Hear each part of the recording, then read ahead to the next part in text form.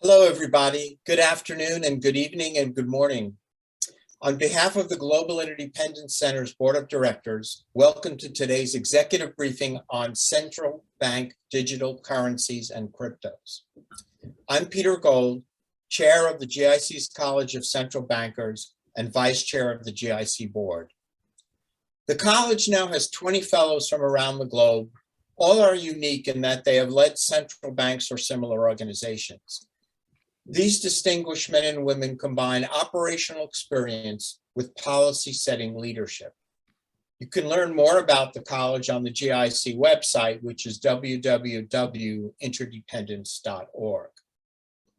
Today's executive briefing is part of the college's Institutional Alignment Project event series.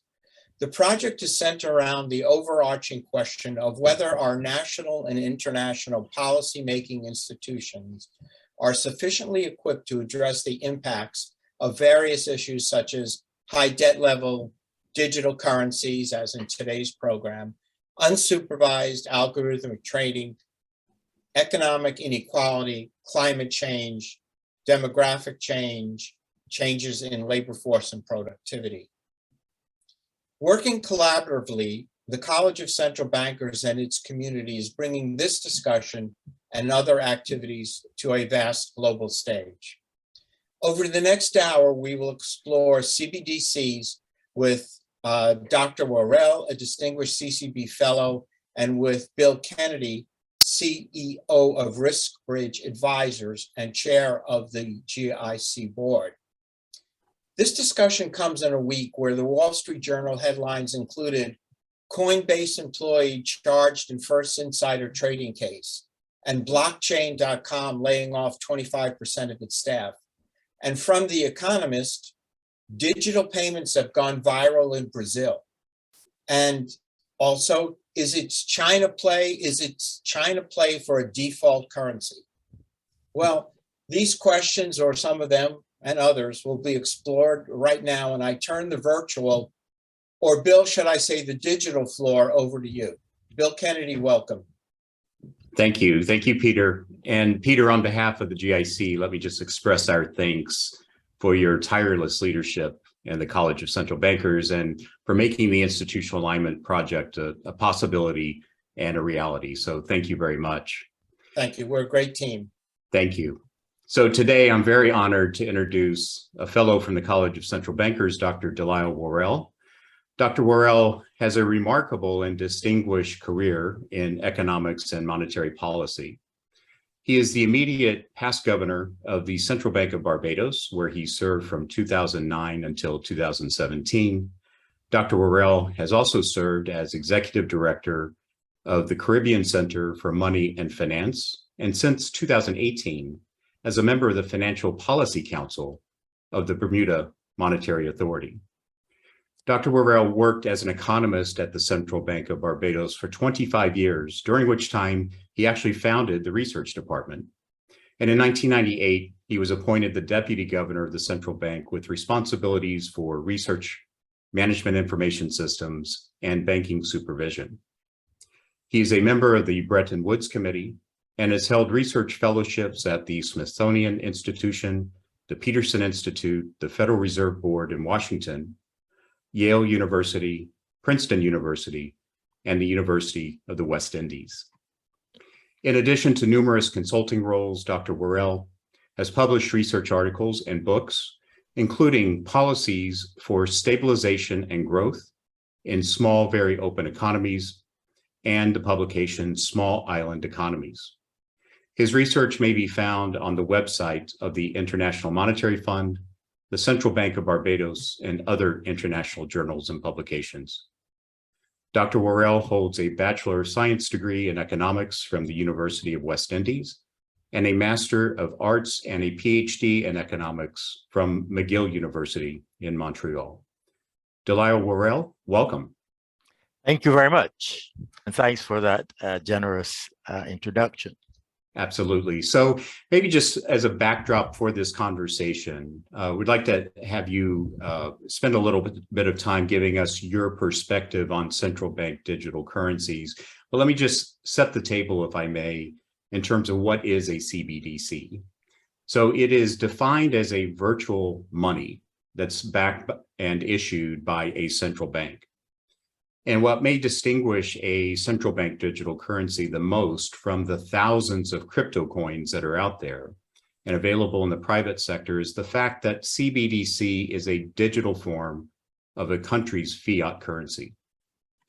According to the research that's been put together by the Atlantic Council, there are 105 countries that are exploring introducing CBDC and at least 11 who have fully launched some form of digital currency by the government. So DeLisle, with that backdrop, let me start with a couple of questions. How did we get here and where do you think we're going with regard to CBDC? Right. So I prepared a short introduction, which actually helps to answer that question and to put it and put my perspective on where we're going. As you mentioned, the central bank digital currency is a form of fiat currency. It's a form of money. And so the title of my remarks is drawn from a reference that I will mention, and it is fewer monies, better monies. 5 years ago, I thought blockchain technology had the potential to address the major problems of international payments, which are slow, risky, and expensive, and in many countries and in rural areas are difficult or impossible to access. That was a challenge that would have justified interest by central banks in this technology, but that promise has not been realized. The title of this note is borrowed from a 2001 paper by the late Rudy Dornbush in the American Economic Review, in which he made the case for pegging the currencies of Argentina, Mexico, and other open economies to the US dollar through a commitment to currency board rules. In a recent paper, I have gone further, showing that small economies no longer have a reason to issue their own currencies. They're better off using the US dollar for domestic transactions, since they are obliged to use the dollar for all the international commerce which fuels their domestic activity. The challenges of international payments are explained in a book that I have, which is forthcoming by Routledge, in chapter 10 of that book. And I have an extract which speaks to the nature of international payments, which I made available and I believe has been circulated. Money everywhere is mostly digital, in the form of records of deposits and credit at banks and financial institutions. This is very important. Money is already digital.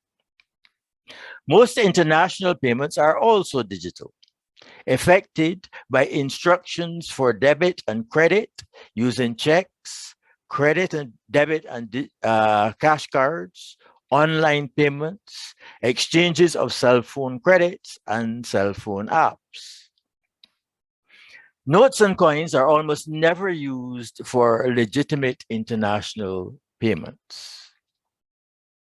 International payments are slow, risky, and expensive because of the problem of verification. Moreover, poor people and people in rural areas cannot make international payments because they lack access to the banking system.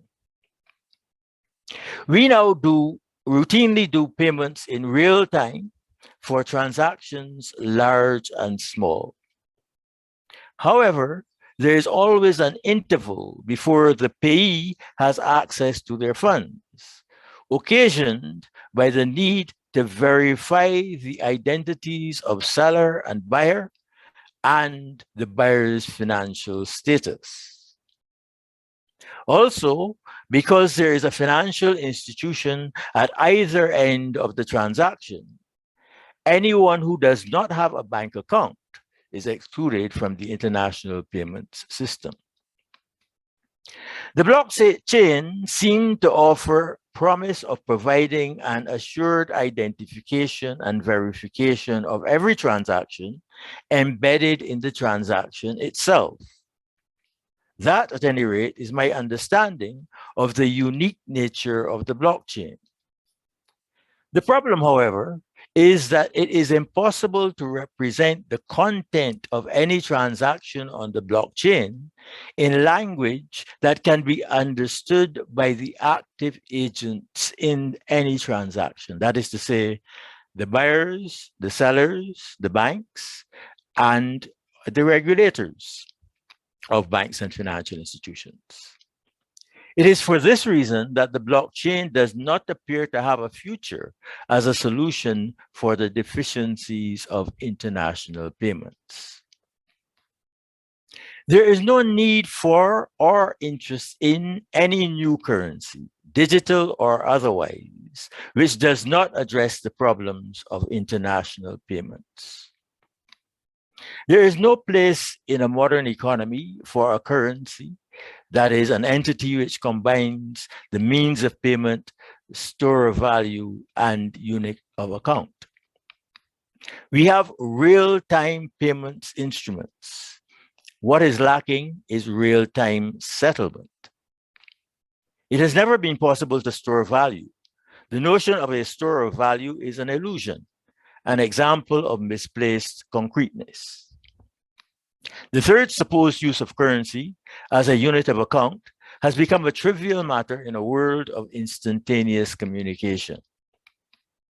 It is of no consequence what currency is used for accounts when there is instantaneous information on the rate of conversion to any other currency at all times. As for the problem of access to the international payment system for the poor and those in remote areas, the solution is to invest in telecommunications to provide access to the banking system. Those are my introductory remarks. As you can see, they're very unconventional. So, Bill, I'm awaiting with interest your reaction. Oh my goodness, where to start? Where to start? Well, I think the concept of real-time settlement, which is the problem that may need to be solved. Can you just talk about that in a little bit more detail as how we can get to real-time settlement with conventional technology? You know, are you suggesting that blockchain cannot achieve that real-time settlement capability? Right, because, you know, the settlement really is designed to assure all parties to the transaction, the purchaser, that the bank, that the purchaser and seller are legitimate entities that have that, you know, and that the transaction is therefore a legal and legitimate one between the people who have been identified as the purchaser and seller, and that the person who is purchasing has the funds in their account to be able to do that. So the settlement, there has to be a process which completes that verification circle. And all the processes that we have now require some interval in which the verification is done. So if you do it by a check, for example, the check has to be cleared. And if it is an international payment, then it has not only to be cleared through the local banking system, it then has to be sent to an international correspondent bank where it is cleared then for transmittal to the third party that is being paid. If you do it by credit card, for example, or credit or debit card, as you know, debit card is instant verification, but you have to put a limit on it because you don't know who is making the call on the card. Okay, also on debit card. Where the credit card, is safer because there is an interval in which the person who is making the payment is able to verify that it is a legitimate payment. So it is that process of verification. Technically, the blockchain solves it, because the blockchain, you can, for anybody who can read a blockchain, then you can say, okay, I can check the blockchain and verify that the transaction and the parties are all the same, because it's all embedded. That's how it's explained to me. But it's embedded in a technical way, which does not allow for I mean, if the problem of translating that into something that I could look at on my account, and it could and the banks could also be reported on a banking forum that could be invigilated by supervisors to satisfy all the requirements of settlement, then the blockchain would work. But I haven't seen any evidence that could be done. Understood.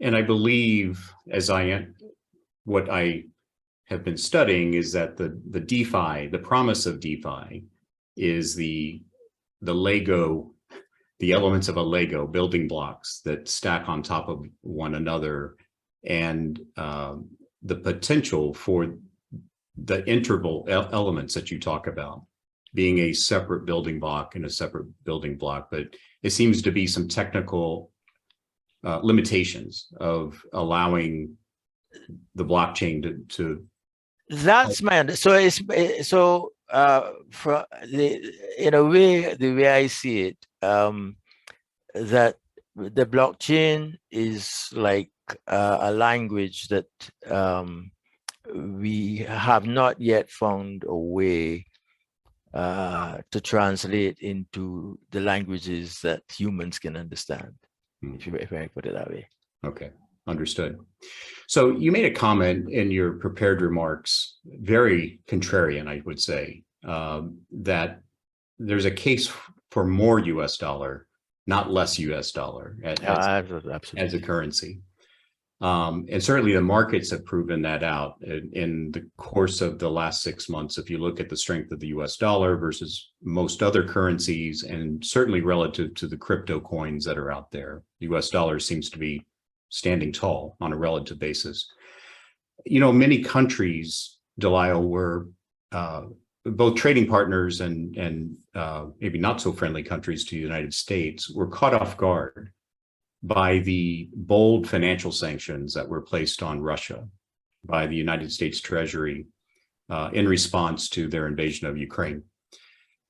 I'm curious, how do you think that action, the sanctions action by the United States, how is that impacting the desire for other countries to think about other payment systems or other payment? The problem is not the currency, Bill. The problem is the bank based the fact that all transactions are based on banks. So the thing that makes the sanctions effective is not the fact that they're denominated in dollars. The thing that makes them effective is the fact that you have to pay through SWIFT. Once you deny access to the SWIFT system, then people cannot be paid. Doesn't matter what currency it is. And so do you think the development of CBDCs by other countries, including the ECNY, by what China's doing, is a realistic way to get around the SWIFT system? No, they're separate things. I mean, the SWIFT system is an interbank system, and it's the only international interbank system. And so no digital currency will get around that, because at the end of the transaction, it has to be put into the account. So you have to give instructions to move value from one bank account to another bank account, and a digital currency won't get around that. Very well. So there are many central banks that are exploring digital currencies right now. I'm curious, what do you see as the biggest risk of CBDC if they begin to take off? I'm puzzled actually by all the central bank interest in digital currencies, because I don't you know, and none of them really, as far as I have you know, seen, has really taken off. So Sweden was the first central bank. The Riksbank was the first central bank that actually, you know, seriously decided that they needed a digital currency because nobody was using notes and coins. So they figured if people didn't have a bank account, then they could, you know, function. But, you know, nobody was using notes and coins because everybody has a bank account. So their digital currency, I don't think, I don't see them, you know, sort of being mentioned in the discussion anymore. China, which is the one that everybody is talking about, but the Central Bank of China, the People's Bank of China, has said that, you know, their digital currency is for domestic use. Now, I don't see the point of that because they already have widespread digital payment systems, Alipay and WeChat Pay, which are used by everybody. So why would people not use Alipay and WeChat Pay, which they're already familiar with and doing all kinds of transactions with, and to prefer a central bank currency, which, you know, is actually an inferior competitor to these two? I don't understand it. And the People's Bank has explicitly said, I've been in discussions where the officials have mentioned it, I think maybe at the last banking seminar held at the annual meetings of the fund and the bank, that, you know, their interest for the moment is entirely domestic. So I just want to remind our audience, you do have an opportunity to ask questions of Dr. Worrell. Please go to the bottom of your screen. You can type in your question in the Q&A tab. We'll get it into the queue and we'll try to get your question asked. While we're waiting for some more questions to come in, so you mentioned Sweden and the Riksbank being first to market. We've also seen some digital currencies launched in out of the Bahamas and Jamaica, Eastern Caribbean, and Nigeria. Right. Tell us a little bit about, particularly in the Caribbean, in your part of the world, how are the digital currencies being rolled out? Are they more wholesale versus retail? And particularly the sand dollar, which Right. was the Bahamian initiative. Maybe you can speak to that for us. Right. Actually, I can speak also to the Nigerian one because the e-Naira is actually managed by a Barbadian firm.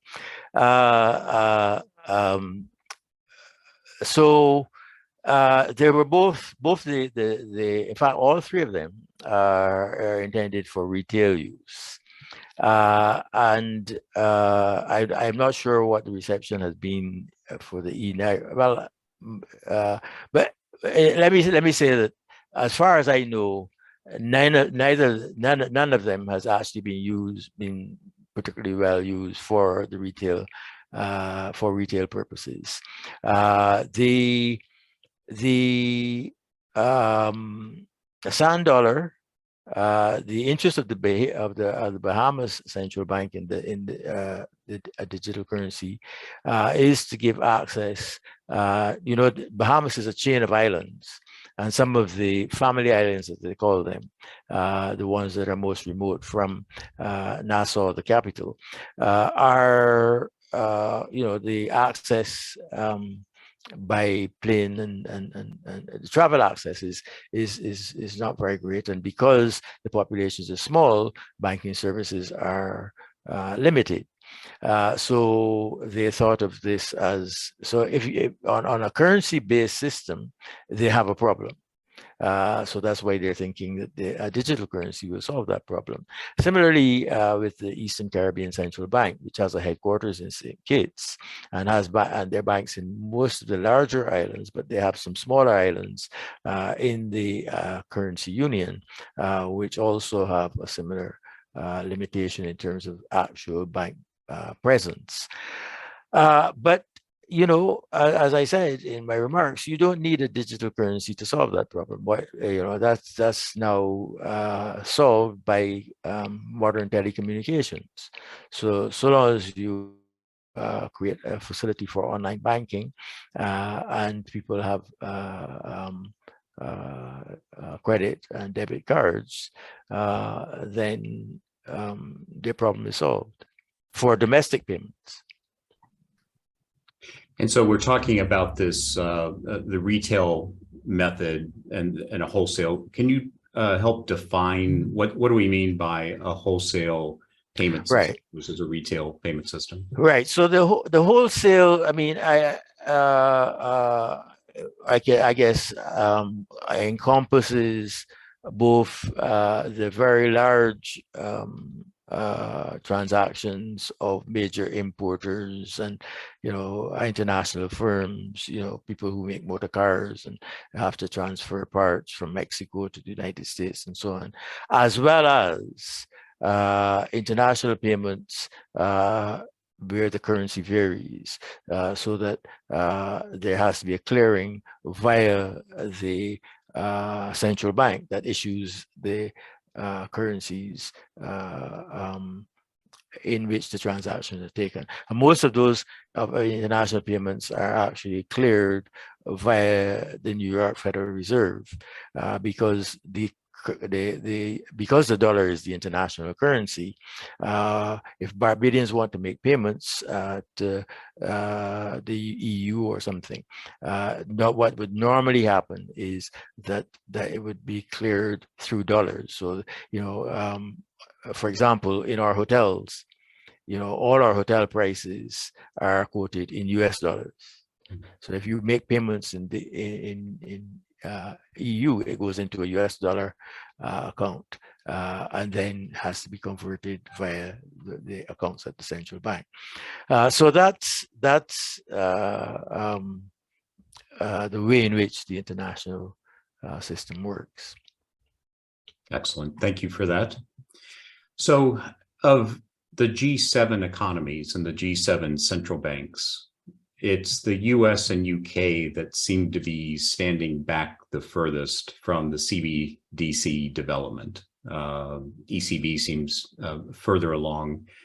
What do you think? What do you think the Fed and the Bank of England, are they missing the train? Are they being measured in their approach, or do you think they may follow your opinion that the CBDC is just something that the world really may not need?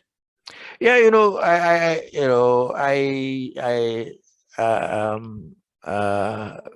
an age and have had experience which makes me very reluctant to foresee what will happen. It usually is not what the logic tells you will happen. But my logic tells me that the interests of central banks, including the ECB, the People's Bank of China, and the others, is going to win, because people are just not going to be, the take-up of the digital currency is not going to be what people expect, simply because it does not solve the problem of international payments. Understood. Thank you for that. So we've got a couple of questions here from the audience. This is one that I've heard mentioned many times in the context of all the thousands of crypto coins that are out there, but also with CBDC, that it's really a threat to US dollar and its position as a world reserve currency. can you maybe take a step back at 50,000 feet and give us your view of the dollar's position as world reserve currency and where you think that's headed? I think that the greatest danger to the dollar's position actually is the U.S. government and its policies to use the dollar as to weaponize the dollar in a sense for sanctions of one kind or another, and also everybody's focused on the war in Ukraine, but actually there's a bigger problem which has been affecting us worldwide for about more than a decade now, and that is the problem of making payments from currencies like minor currencies like the Barbados dollar into US dollars and into other currencies. And that's the problem of correspondent banking. So in order for me to make a payment using Barbados dollars, I can buy the US dollars from the bank in Barbados, but then the bank has to have a correspondent who will obtain the payment from the person or who will transmit my payment to the account of the person that is the recipient. And that was a service which until 2008 was a very was a sort of a big profit center for large American banks. It is now no longer the case because of the burden of regulation which has come in the wake of the 2008 financial crisis, and that really is the big problem, and that's why there is a big problem with payments, because you can so you really need access to an international bank in order to effect international payments at a bank that has access to has an account with the US Fed. So that feeds into a question we've received. There was do I understand Dr. Worrell to mean that CBDCs would be useful only for international transactions? And if so, what would be the impact on private banking sector's role for those international transactions? I think it's partially what you were addressing there in terms of correspondent bank and the like. Right. So I'm saying that I don't see any of the existing initiatives by central banks to issue a digital currency as addressing the problem of international payments. Would the CBDCs address that? No, I'm saying absolutely not. Okay, I think that is clear. There's a question: is anyone trying to establish a common set of global operating standards for CBDCs? Anything coming from BIS or other institutions that you know of? No, I think, and I think we're a long way from that, because the various central banks are all sort of on different wavelengths, so to speak. I was reading this morning a piece. There was a seminar from a couple of years ago that I attended, reflecting on it, and I think that it is true to say that the approaches that different countries, there are several different incompatible approaches, let me put it that way, that central banks are taking. The details, I am not, because I'm not really an expert on, I know something about payments, but I don't know, on the approaches that the CBDCs are taking. But the short answer to the question is there is, I know of no initiative to actually standardize what even is meant by a CBDC. So there used to be the VHS versus Betamax. I'm aging myself, but that would be a step forward if we could even get to that debate between on the standard. Right.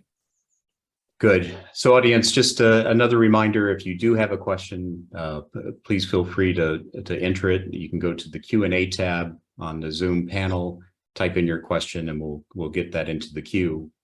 Let me kind of a rapid fire set of questions here. It's been suggested that CBDCs could help central banks achieve their, quote, public good objectives. Do you agree with that? Disagree with that? Yes, because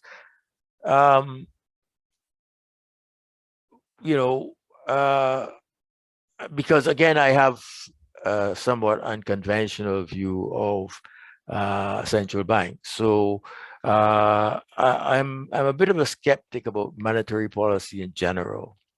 And I see monetary policy really as a handmaiden of fiscal policy.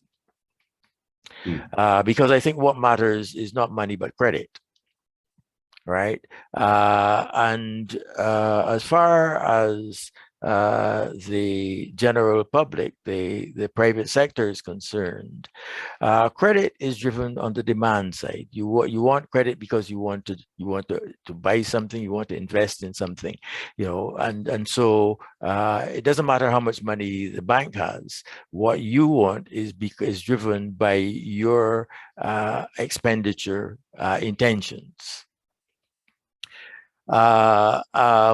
So the only institution which actually generates a demand for money which the central bank emits is the government, because the government's demand for expenditures in every country is virtually infinite, right? And so the things go awry not when the central bank sort of embarks on interest rate policy or the kinds of money creation that have been attempted in recent times, but when the government expenditure, in particular expenditure which is non-productive, which doesn't add to the productive resources of the economy in the short run or in the longer term.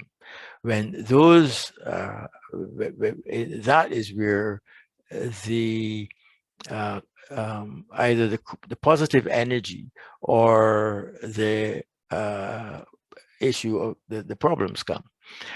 And so if you take that perspective, then it gives you a different perspective on what is the public good of the central bank. I don't think the public good really is the volume of money. So in that sense, I don't think that digital currencies are here, make a difference. Terrific answer. Thank you for that. If the blockchain technical problem can be resolved, does it have the potential for CBDC to be a more secure settlement process than cash settlement? Yeah, no, if somebody finds a way to So the problem, so let me put the problem this way. The reason why most of the digital currencies, I'm not talking about the private digital currencies, Bitcoin and so on, that are there have become speculative assets and are not used for payments, is because people, don't understand them. So they don't trust the inherent value that they have. So they will buy them only on the hope that they will make a killing. So that's the problem. You have to, the blockchain would have to be presented in a way that you could actually have some representation in which you could have confidence. And I honestly don't see how that is possible. I mean, many people have, for example, tried to explain to me why it is that a particular transaction on the blockchain cannot be altered. And I still don't understand it. There's always another Lego that could be added or replaced or yes, and what is the logic and how are the pieces defined? I mean, all of these are things. You're telling me that the transaction itself creates the record. So it is as though you're saying by moving the Lego, you actually change the shape of the Lego, where it fits in the. I just don't understand it. So maybe two more questions that we have here. Is CBDC, is this the panacea to achieve banking for the world's underbanked? Not really. I think that we already have the panacea. One of the things that I am impressed by is and the Chinese seem to be the best at this. In their push to eliminate absolute poverty, they've gone into remote areas and so on, and had created market access, good roads, and health clinics and primary schools and so on. But the one additional thing that they've created is internet connections. And so just a couple of days ago, I saw a picture of farmers, they use influencers, they call them, to sell melons, from the farm. And this has become commonplace, and they people can see the YouTube or whatever video feed that they use even across the border in a neighboring country, Cambodia or somewhere like that, and so you have a market for your produce, and you can pay for it using Alipay or WeChat Pay, because you have access to the banking account through digital connections. Great example. So there's a question, I think this is digital currency broadly, not just central bank, but don't digital currencies, I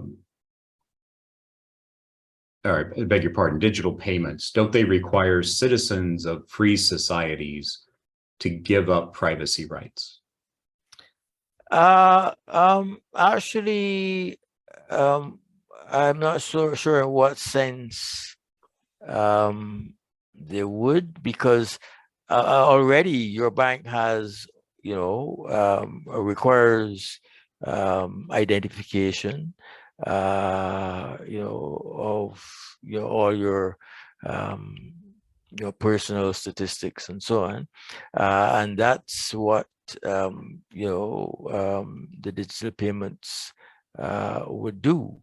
As I said, whatever payments arrangement you make, I mean, nobody saves. Well, I don't know. I mean, is it possible to save in Bitcoin? I guess it is, but if you want to use your savings to acquire anything, or even to realize whatever gains there may be in the saving, you have to use a bank account, which is going to be so. This is the thing that I'm not seeing how you get away from what is already a digital world of finance, and that digital record contains all. So the blockchain is not going to expose anything from that digital record other than what is already there and what is already used in any transaction that you make. The privacy concerns are valid, but they've been valid even before. Exactly. I think that's a good way to summarize it. Yes. A couple of other questions that came in. I don't know the answer to this one. Do Alipay and other private payment systems, Chinese, those types of tools, do they require bank accounts? Yes, they do. They Yeah. do. Yeah. Otherwise, I'd have one. Great. So let's try to recap, DeLisle, if we could. So I think what I've heard in the last 45 minutes, the world needs fewer currencies, not more, number one. Number two, we're not sure CBDC is here to stay. It seems to be a solution looking for problems to solve. There are several problems which it may be able to solve, but not until the frictionless nature of CBDC becomes a reality, and there are technical reasons why that's not occurring. And I guess that would suggest that finally your advice to the Federal Reserve and to the Bank of England is you got it right. That yeah, exactly. be measured, Exactly. take your time, do some research, but there's no rush to come to market with a new type of central bank digital currency. Is that a fair assessment of? Yeah, no, I think that's a fair a summary of how I see the space. As I say, I have learned by experience that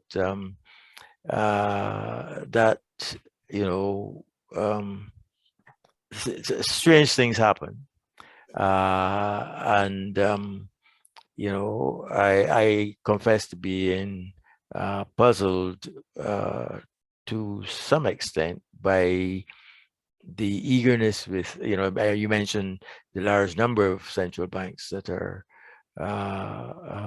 pushing in the direction of digital currency, and